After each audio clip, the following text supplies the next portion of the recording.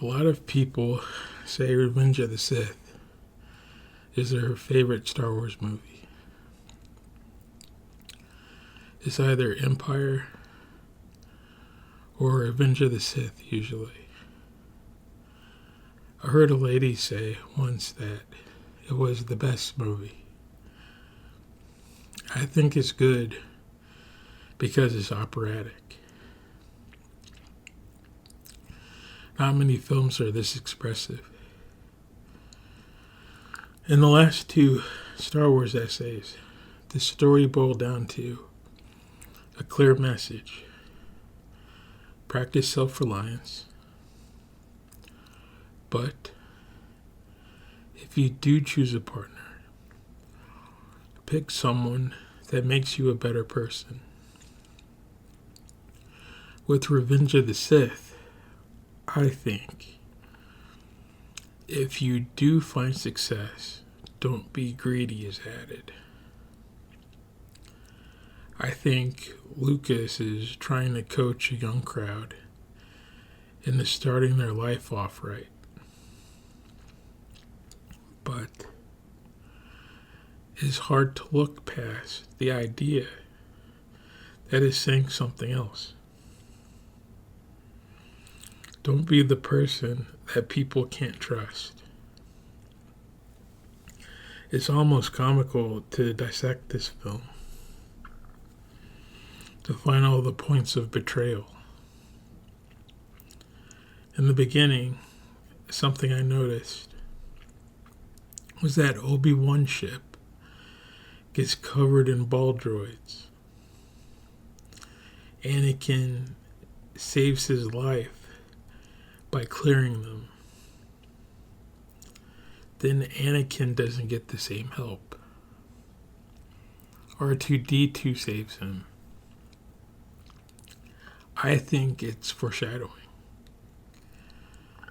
The Jedi later face Count Dooku. The violence of the scene, in a way, pushes Anakin closer towards the dark side, since he took an order from the Emperor. But he also gets hurt in this movie. His body is a metaphor for that damaged ship. If that's true, there's still the Obi-Wan part of it. Anakin clears his ship.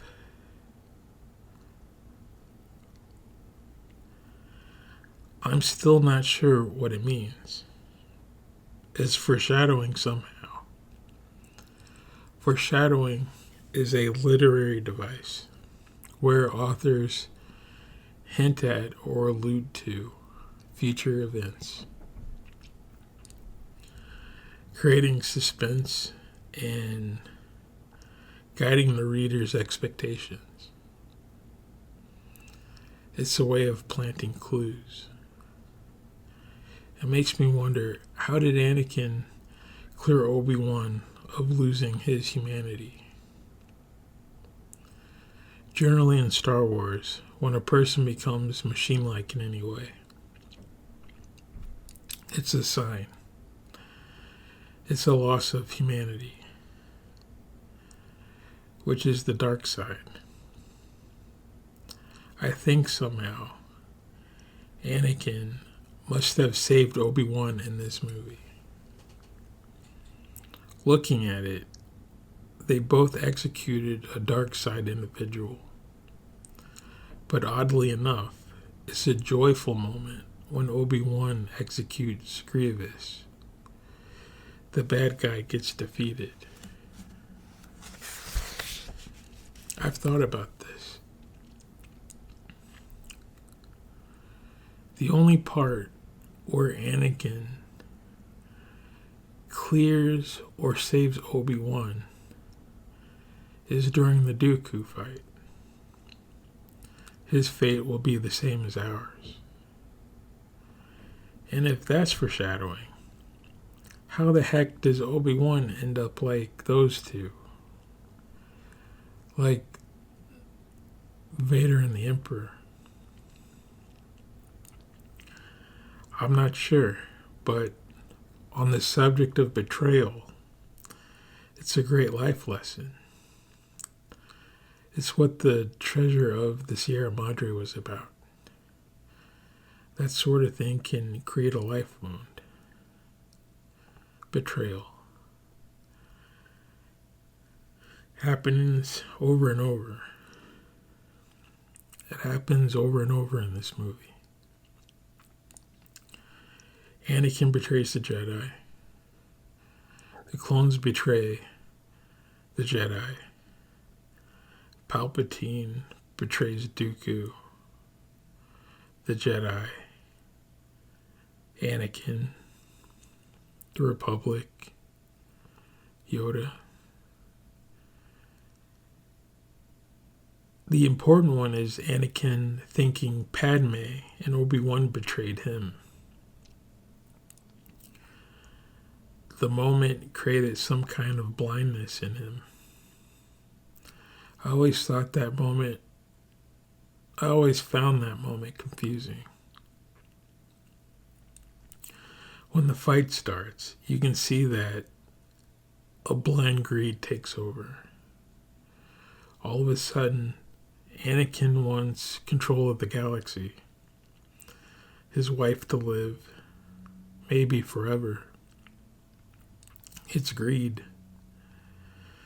He wants something that no one has.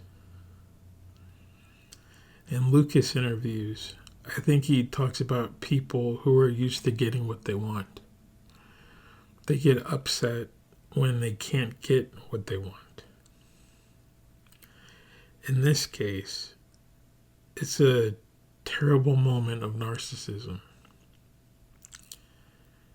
He's thinking of himself over everyone, which is the ego showing up. And that's the dark side. I think people do need a healthy amount of ego so they don't die. I don't own possessions. I couldn't possibly eat. Someone else could use that sandwich more than me. Anakin went dark. It's a great set of life lessons. Self-reliance. Stand on your own 2 feet. Partnership. Find someone that compliments you. And trust. Don't be the person that your partner can't trust. In this story, I think it gets there through greed. They have one of the best sword fights in cinema. The movie is operatic. Things happen at the end that the movie doesn't say exactly. Padme was actually killed by the Emperor. He drained the life out of her while he was putting Anakin in the robot suit. The Emperor was the picture of an untrustworthy partner. Padme was never in any danger. The Emperor was behind everything. Visions of her dying, the sinking ship in the beginning, the Sith temple under the Jedi temple, that was him. Padme dying, Order 66, the Separatists, killing the Separatists. There's something to be said about the dark side people being altered or disfigured. Palpatine's face has a big change. It's not healthy, I guess. Being untrustworthy. Being a villain. isn't healthy. Star Wars is pretty good. I like how Revenge of the Sith ends. Obi-Wan delivers Luke to Tatooine. The tone of it is literally A New Hope, which is episode 4. Episode 3 is great. It's a moody film, though. I'm one of those fans that has a lightsaber and practices sword moves. Obi-Wan's saber was my first replica. The thin neck sabers are the best, plus the grenade grip. Thinking about it, the Sith are the picture of greed. The rule of 2. The prequel life lessons can go dark.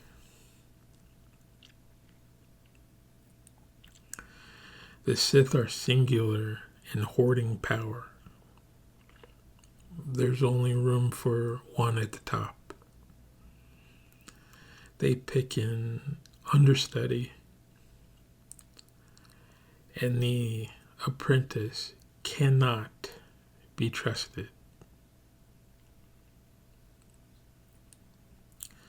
Lucas said in an interview, he hopes people can recognize the Emperor when they see him. Star Wars isn't just about the life lesson. The lesson is universal. The bad guys can learn from this too. It shows what people can do with the lesson. There's a clear good guy and bad guy in Star Wars. It's great that Lucas didn't waste these films. He had more to say. I've always hoped the main story doesn't end. I hope there's an episode 25.